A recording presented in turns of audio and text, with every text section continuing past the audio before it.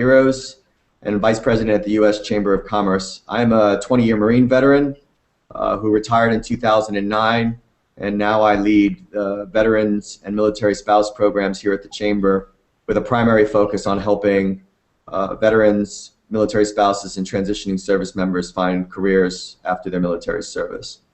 For veterans on this Hangout who are joining us for the first time, you are joining an industry panel with representatives from the transportation sector, and we have two of the biggest and best companies with us today, Ryder and Union Pacific.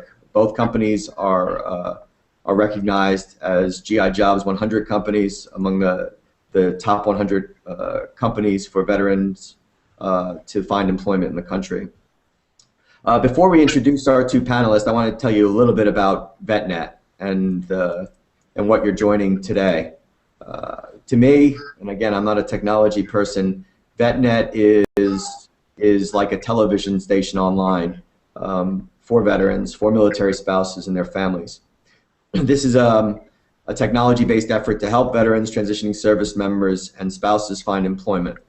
It was created in collaboration with a great tech company, which you know, called Google, and three of what I consider best in-class military family nonprofits. The first is the Institute for Veterans and Military Families at Syracuse University. Then there's another, the second one is a small organization made up entirely of post 9/11 veterans called Hire Heroes USA, which is Atlanta-based. And then our own organization, Hiring Our Heroes, which I mentioned is at the U.S. Chamber of Commerce.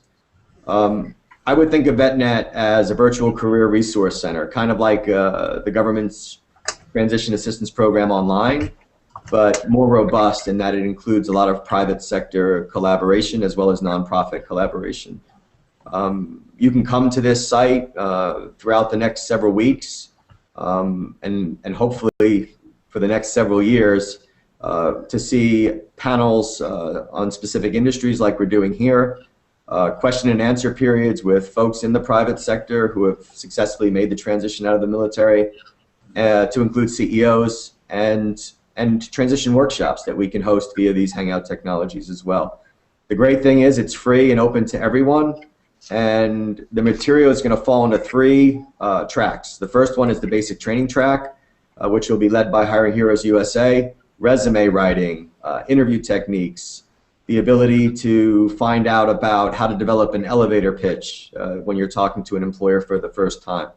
The second track is a career connections channel, and it's your chance to participate in video chats with industry experts like the two gentlemen that are with us today from Ryder and Union Pacific, and get advice from veterans who are eager to share their own transition experiences and their own career advice. And the last track is the entrepreneur track, which is led by Institute for Veterans and Military Families. It's basically a college-level business course. You can talk about how to start your own business, how to grow your business, if you're a veteran who's interested in doing that as well. So without further ado, I'm going to introduce the panelists. Again, we have two great companies. Joining us from Ryder today is Kirk Imhoff. Kirk is an Army veteran, and he leads the staffing efforts there at Ryder, specifically focused on veterans, and he's a very close friend of Hiring Our Heroes and has participated in a lot of our events and a lot of our programs. And similarly, joining us from Union Pacific is Roy Schroer, who's Vice President of Human Resources at Union Pacific, and he is very active in the Hiring Our Heroes program as well. Today, there's a simple purpose. We're going to talk about career opportunities in the transportation sector, and specifically with Ryder and with Union Pacific. So I'd like to encourage you all to submit questions as we go along, right there in Google Plus or on the YouTube. If you're following it vis-a-vis YouTube, feel free to submit questions, and we will either answer them right on the panel. If we can't get to all of the questions, we will answer them within 48 hours. So we're going to go directly into the panels. Feel free to elaborate on the introductions. You can talk a little bit more about what you're doing at both the companies, but I want to quickly go to how veterans can pursue a career in the transportation sector, and specifically at your companies and what they should do to prepare for one. I think I would just like to point out two things for the viewers, and then we'll get started with the questions. The first is Union Pacific and Ryder both have incredible programs for veterans. So you can touch a little bit about the numbers. I don't want to steal any of your thunder, but I think it's notable that 20% of the workforce at Union Pacific is veterans, over 20%, and that we've seen a 67% increase to Ryder's hiring of post 9/11 veterans this year alone over last year. So with that, I want to turn it over first to Kirk Imhoff from Ryder to talk about some of the great initiatives you have, why you're seeing growth in terms of veteran hiring, and then for the veterans, give them some advice on how they can prepare for a career at Ryder. Thank you, Kevin. I appreciate you hosting this event, and I appreciate you asking Ryder to participate as well as myself. Ryder's been a long-standing supporter of military hiring. Their skill sets fit in nicely with what Ryder hires. Their logistical, mechanical capabilities, their backgrounds fit in with the transportation and logistics industry. The industry itself continues to grow. We're kind of a market that is not at to full potential throughout the U.S. We're also an industry based in the U.S. about moving goods around the U.S. So it's a solid ongoing job that is not one likely to be outsourced overseas. Roy, do you see some of the same things Kirk's talking about in terms of your hiring practices, bringing vets on to Union Pacific? Yes, Kevin, and again, thank you for inviting Union Pacific to participate today. Very happy to be involved. We're seeing a continuing growth in our veteran hiring, and we're really proud that we've been able to be a strong company in terms of volume, even during the economic downturn. So we're able this year to hire over 800 veterans so far, and that's about 23% of all of our hires. So we have a lot of needs similar to what Kirk has mentioned in transportation and logistics type of areas, and mechanics and electricians are also folks that we find are very well trained and very well adapt to the needs here at Union Pacific. We're similar to military lifestyle in a lot of ways in that we have a lot of folks that are somewhat on call, and it's a 24/7 operation, and we find that people that have lived that in the military adapt very well to Union Pacific's culture and focus on operations. I want to touch briefly on something very specific. I know that you've been participating in a lot of our hiring fairs as a company and get access to veterans face-to-face there. But clearly there's probably a need for them to kind of research the careers that you have in your companies. Can you talk a little bit about your online sites? We'll show them to the viewers, and is that the best way for them to connect with a job, is to do the research and then apply online? Kirk, why don't we go back to you and talk a little bit about it, and we'll show your site. Okay, thanks. You can go ahead and bring up the site. James, you got it? Okay, so with Ryder, the predominant way to connect with Ryder is to go to our Careers tab. And within the Careers tab, we've created a military landing page, which I believe is pulled up right now for your viewing. It's Ryder-Veterans-Jobs. This will house a military translator, which will help you translate skills from your MOS, but it is limited at this point in functionality on translating the skills that your MOS has. And I'm sure that we'll get to a more holistic capability that a veteran brings to the table in employment for when they want to leverage their leadership skills, their decision-making skills, or some of those softer skills that they learn. To learn more about Ryder, there are 3 tabs up in the upper right corner, an About tab, a Working Here tab, and a Recruiting Events tab. So if you click on the Working Here tab, it will give you a much more robust functionality of learning about our benefits, our culture. You know, the college recruitment that we have going on if you're a veteran that has started to use the VI book. And then, of course, if you're a veteran needing accommodations due to a disability, there's an accessibility tab at the bottom, which you can connect with us that way, and we'll attempt to make an accommodation by either emailing us or calling us directly, or having a friend, colleague, or family member make that connection for you. That's great, Kirk. I think you really hit on a key point about the MOS translator. I think it's great that companies like Ryder are starting to develop those tools, but the biggest point I would make is some of the intangibles that veterans bring to the workplace, and they shouldn't be limited just by their MOS. One of the things that we probably touch on later is the fact that a lot of them don't want to serve in their MOS after they leave, and they need to look at all the opportunities that are out there. So I appreciate the fact that you brought that up. We're going to go ahead and flip to UP right now. Roy, we're going to show your site as well. So why don't you kind of walk us through how you got to the point of a 20% workforce, and is this online site that you have the way you're driving veterans to Union Pacific? Okay. Union Pacific's celebrating our 150th anniversary this year. President Abraham Lincoln signed in the law, the Pacific Railway Act, and worked with General Grenville Dodge at the very outset to start the company. And Civil War veterans came west and united east and west after the Civil War to unite the North and the South. So we've got a long, long, long history with veterans. And so we have a culture that is very well accepting of veterans overall. And our website is a primary way to learn about Union Pacific.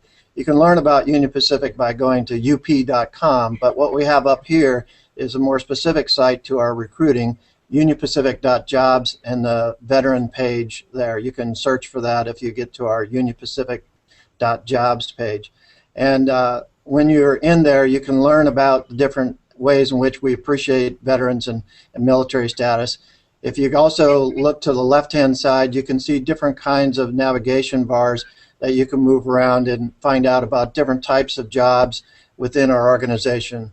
There are train crew folks, there are trade skills areas, which would be mechanics, electricians, and those kinds of things, professional jobs, and so we also are working, like Kirk mentioned at Ryder, at Union Pacific, we're working on some renovations to our system. We do have a MOS translator right now, but we realize that's not where we want to be yet. We're going to develop a skills-based assessment where you can indicate your skills, and then we map that to jobs here at Union Pacific. So in about a year from now, I'm sorry it's going to take that long, but it's going to take several months for us to develop out that technology on the thousands of jobs that we have. So it is a need that we recognize, and you can tell that both of our companies are investing to recruit more veterans, and so I hope that makes a statement in and of itself. That's great.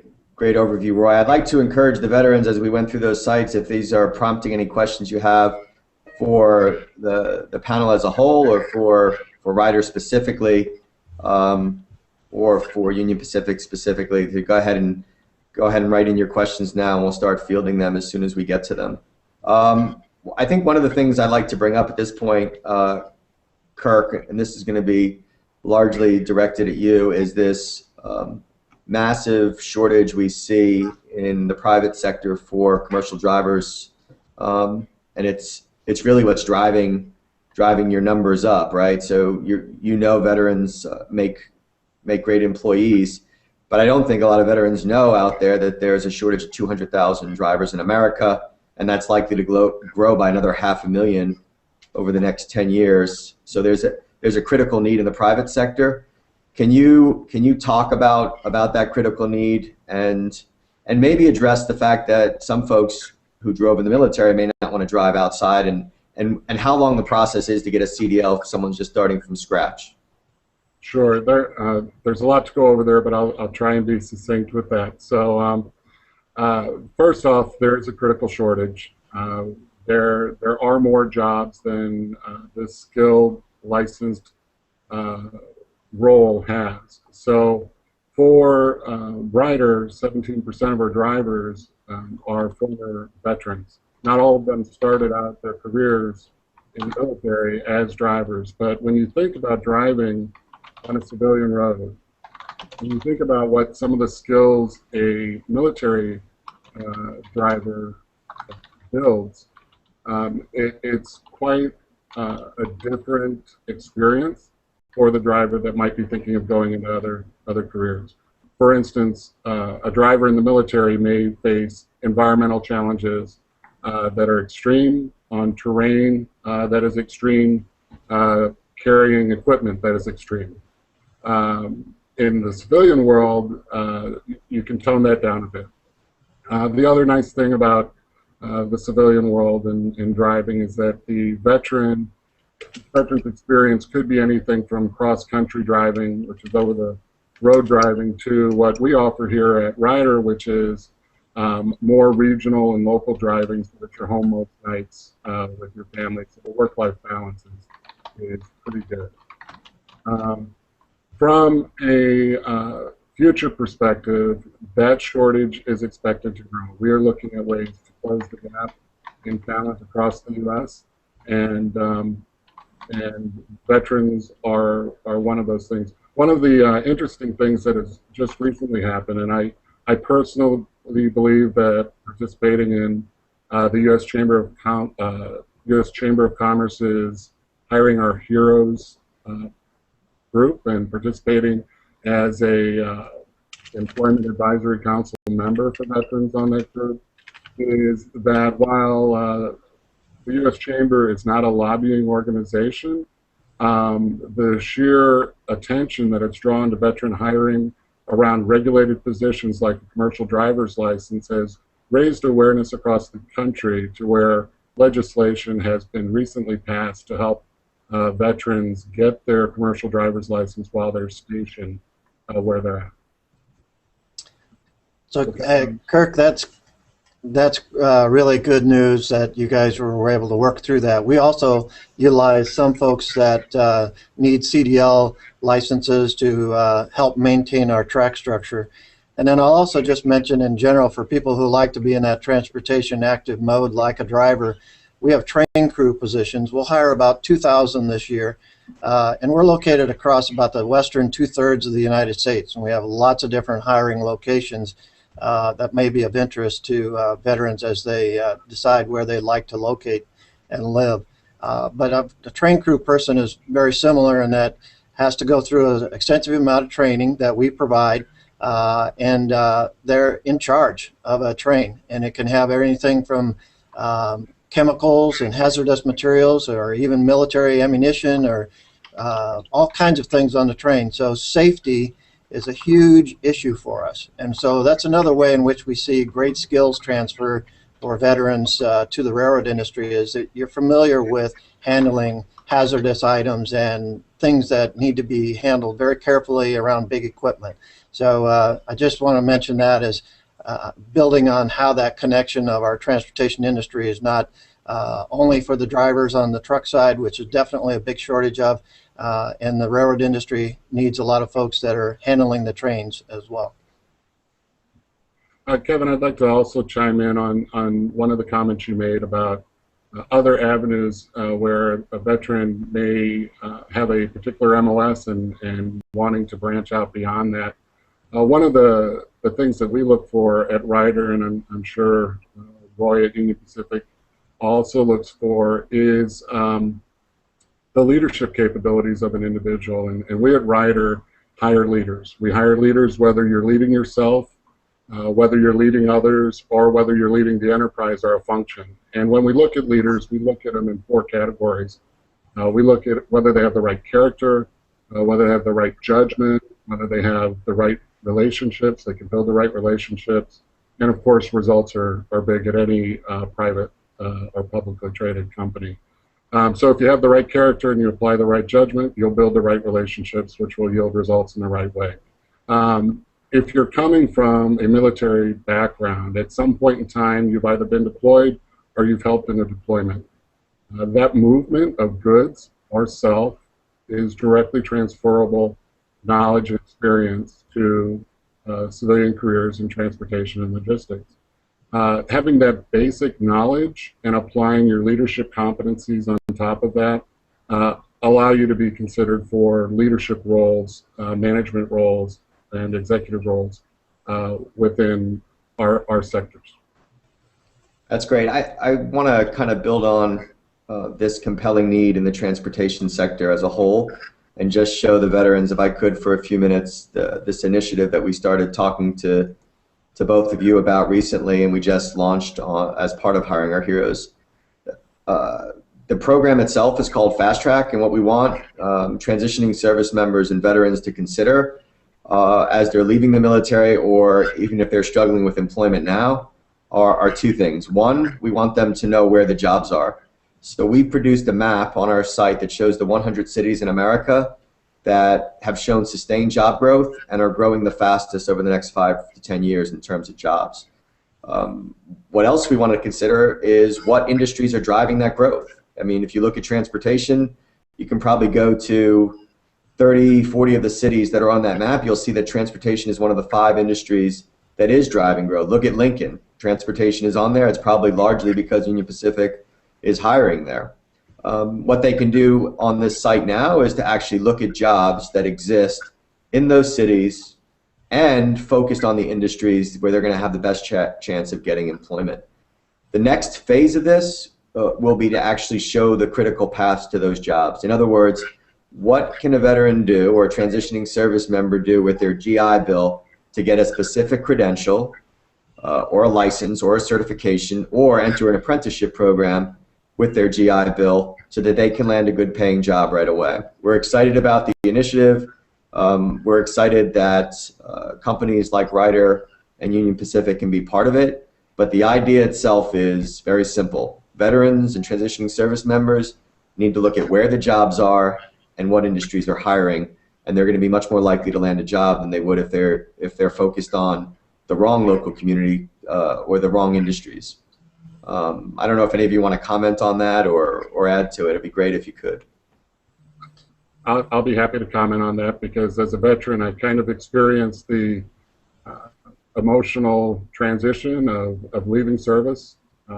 Granted, now this was years ago when I was a much younger individual. But the decision process that I went through was really one that I should have vetted out more thoroughly. I really chose to leave the military, and all I could think about was going back home. I didn't know what the job front looked like at home. And Kevin, you and I have discussed this during the creation of this Fast Track map.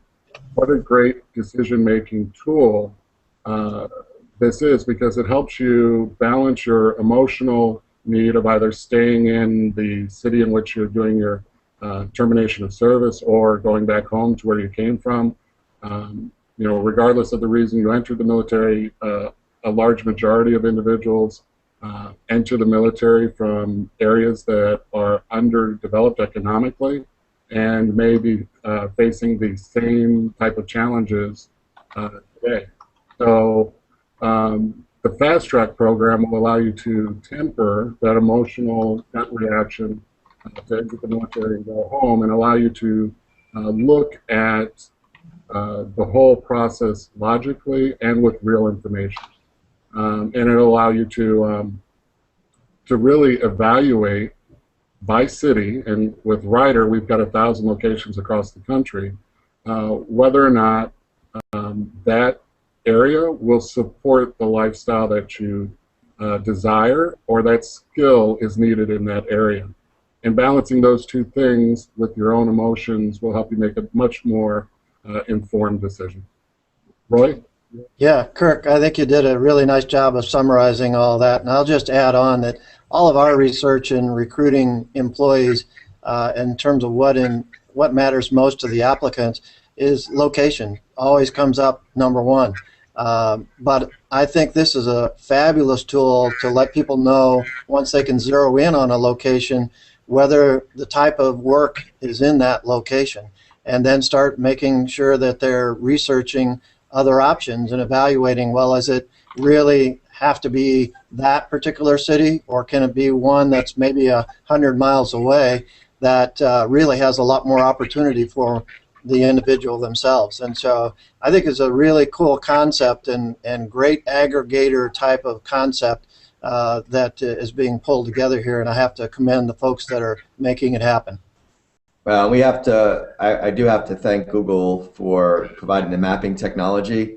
I think the next step of this, when we actually start to show the career tracks and how they get from point A to point B, from leaving the military to landing a specific job in a specific city, in a specific industry, that this is going to be a game changer for the community.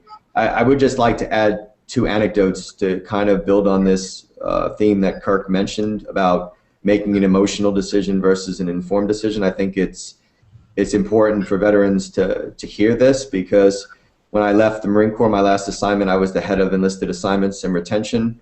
And I talked to thousands of young Marines every year about their decision to leave the Marine Corps. 3 out of 4 Marines leave after their first 4 years. And I can tell you, without exception, when I asked them what they were going to do next, they always talked about where they were going versus what they were going to do. And I think that's why some of them are facing those challenges. In a very real way, because we've been to hundreds of hiring fairs across the country, I can relate a story in the western part of Montana where there was a 20% unemployment rate for veterans. And talking to some of the younger veterans there who had transitioned, they were looking for work. They were part of the 20%, if not higher, in that rural community in western Montana, when there was a 2% unemployment rate in the eastern part of North Dakota. And you have to look at the decision. If you're, there's nothing wrong with traveling a couple 100 miles or 100 miles home on the weekends to hunt and fish. And from what I hear, the hunting and fishing is pretty good in North Dakota too. So that's the whole purpose of Fast Track. I do believe it's going to change the landscape, because it's not just an MOS search. This is a chance for them to look at their heart, their decision of the heart first, but also it helps them make an informed decision. The next topic I wanted to jump to is this, is for veterans who may be very early in the transition process. They may have a year left, or who knows, we might have some transitioning service members that are 2 years out and they're trying to get ahead of the game. What is the future of the industry in transportation? I think there obviously be difference with both your companies. Let's go ahead and start with you again, Kirk, and try to talk about the job opportunities and how they may be in the next 3, 4, 5 years. Sure. So Ryder has 2 distinct business units. One is an asset-based unit where we have 180,000 plus vehicles that we lease out to customers around the country and maintain those, and that's largely here in the U.S. The other is a pretty dynamic business of supply chain solutions, and this is a third-party logistics provider for retailers, for manufacturers, not around the country, but we're a global organization. That market is vastly untapped. What we are finding is that we offer unique solutions to manufacturers and retailers who have a need to work globally in a global economy where we procure goods or services from around the world, consolidate them at ports, transport them across the seas, deconsolidate them here in the U.S., and move them through warehousing units or manufacturing facilities, ultimately to the end customer, and then sometimes reverse logistics back. So that market, when you look at market share, has barely been tapped. The future of this industry has a tenfold capability of expanding. Roy, do you want to jump in and talk about, I know I read an article, I think it was this morning or yesterday, about this incredible growth in the transportation and logistics sectors, specifically around cross-border trade with Mexico. But I think there's also some people wouldn't know a lot about the future of your industry and how technical it's becoming. Yes, yeah, we are the only major railroad that covers all 6 of the primary border crossings into and out of Mexico. And so as the maquiladora industries have picked up more auto assembly, more appliance assembly, all different kinds of things that maybe used to be headed to China are now showing up more in Mexico. And so we're seeing a strong growth in business to and from Mexico, where raw materials may be going down and finished goods coming out. And so we don't necessarily take a position on whether it's great that that manufacturing is down there or not, but we serve those customers nevertheless, and the consuming public here in the United States. We have a lot of different industries that we support and serve, providing freight haulage to, and those can be from all over the world and as well as domestic, and from agriculture and grain products to automobile industry, to anything that ships on a container overseas or on highway via containerized movement can also move via rail. And one of the advantages that we have going forward is the fuel efficiency of rail versus trucking. It's about 3 times more fuel efficient. And so as everybody gets a little bit more concerned about carbon footprint and those kinds of things, rail is an efficient and cleaner option in a lot of cases, and it's good particularly for the long haul type of movements. So we feel like there's a long, good prognosis for the industry. There's been a significant capital investment that the industry is making. We're making all-time record capital reinvestment of about $3.6 billion this year back into maintaining and enhancing the capacity of our track structure, as well as adding locomotives to our fleet, etc. So we're at a growth period, financially stable company, financially stable industry that's becoming a more and more important part of the infrastructure for the United States. And so we have a tagline, it's called Union Pacific Building America, and we really believe that. We believe that we're an important infrastructure element to the country. And we find that our service folks really find that appealing, that there is some connection there to still maintaining this great country in performing service at Union Pacific. That's great. I'm going to wrap up the formal questions for the panel, and then if we do have any questions from the audience, we'll open it up to them at that point. If not, we'll just wrap the panel up with this last question. I think, Kirk, as an Army veteran, I know as a Marine veteran myself, I'm often at these hiring fairs trying to give younger veterans, in particular, advice. Can you basically go back to, you alluded to it, but go back to your own transition. Is there any advice that you wish you had been given when you were transitioning that you can share with the audience, and particularly post 9/11 veterans and younger veterans? Sure, Kevin. I'll give a piece of advice from my exiting the service, and then a very recent anecdote, which will kind of bring it together, that this is a lifelong skill set that you've developed and can rely on. So when I left the military back in the 80s, one of the things that I had a really hard time doing was translating what I did into an opportunity for an employer to utilize. So what I did was I was a military intelligence officer. I was a commissioned officer in military intelligence. I looked at classified information all day. I consolidated the intelligence with my staff and presented CNN-like briefings to dignitaries that visited our facilities. I was also an XO, the headquarters company for military. Where I would get stuck is when individuals that I would interview with would say, well, your leadership really isn't the same because people have to do what you tell them to do.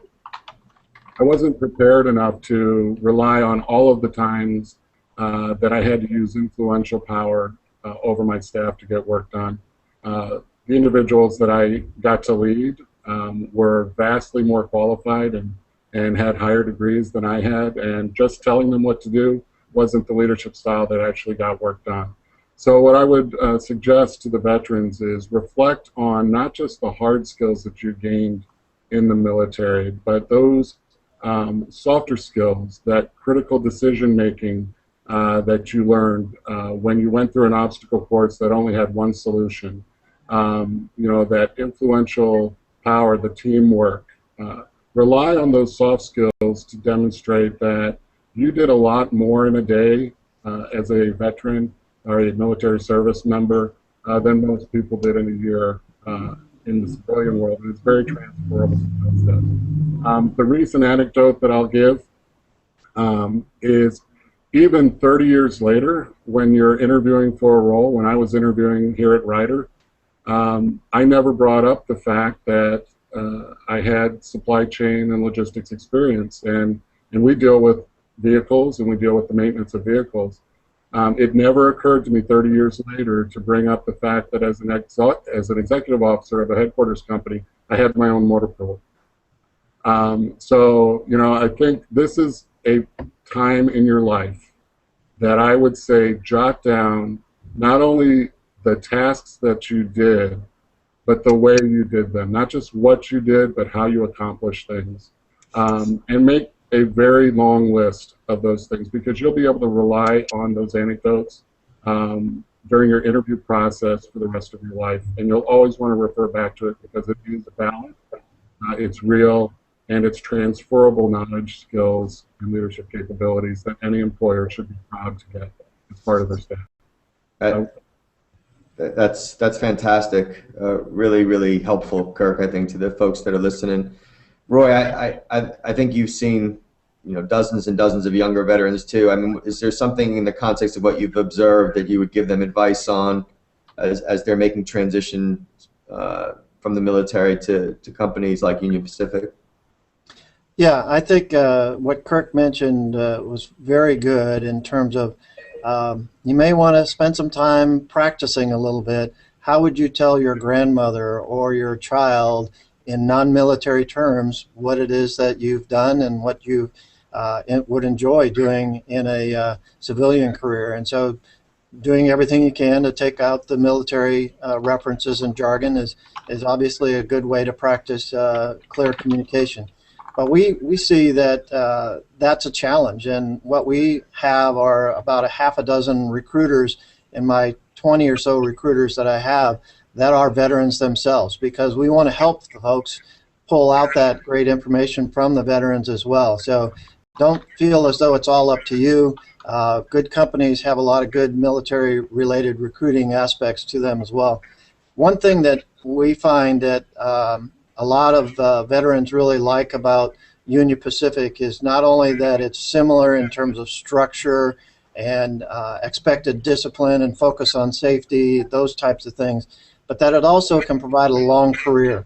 And we have a lot of long service employees that they say railroading gets you in your blood, and we have a lot of folks that have utilized those teamwork and discipline and safety skills for long careers at Union Pacific. So I just encourage everybody to take a look at Ryder, take a look at Union Pacific.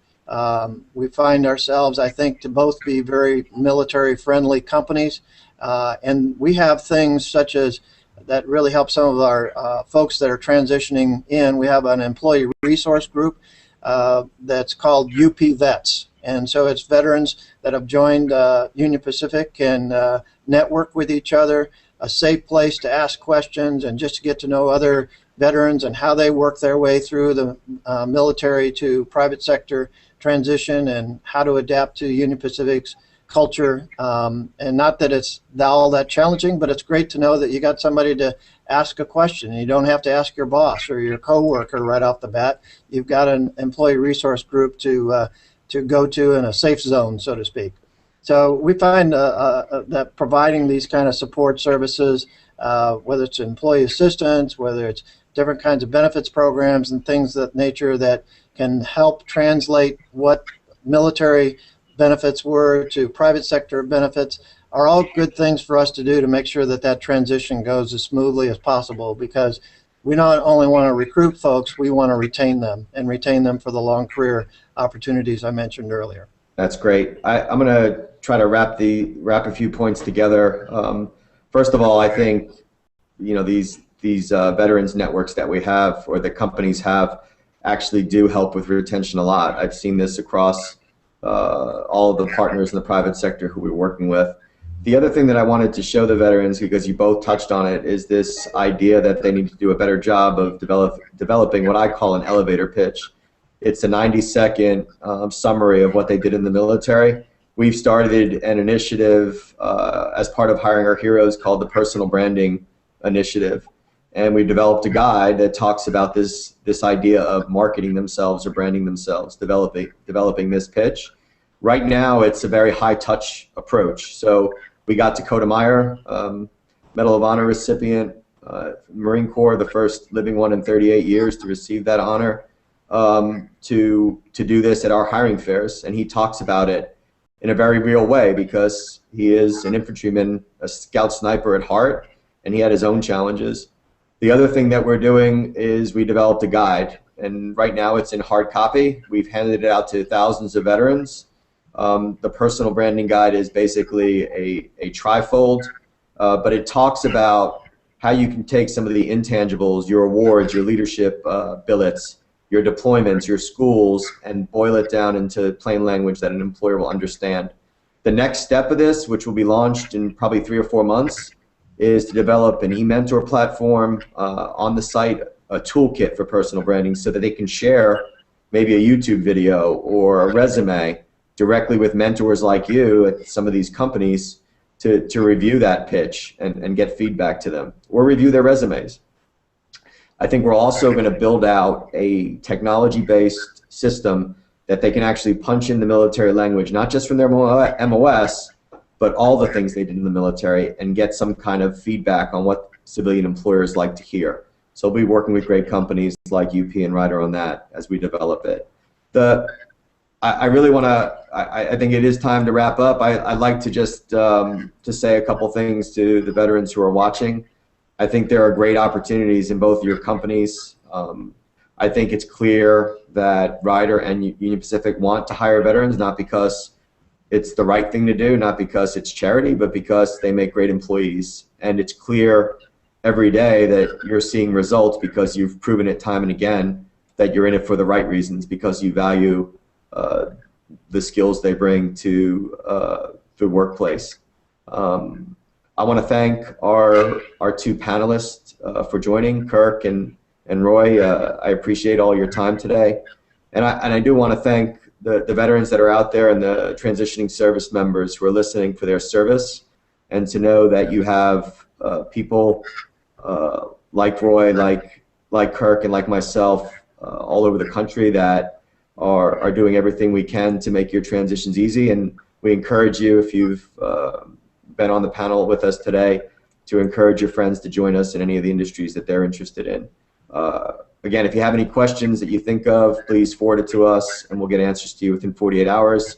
And any feedback you have on the panel is welcome too. Again, thank you everyone. Have a great Christmas and happy holidays.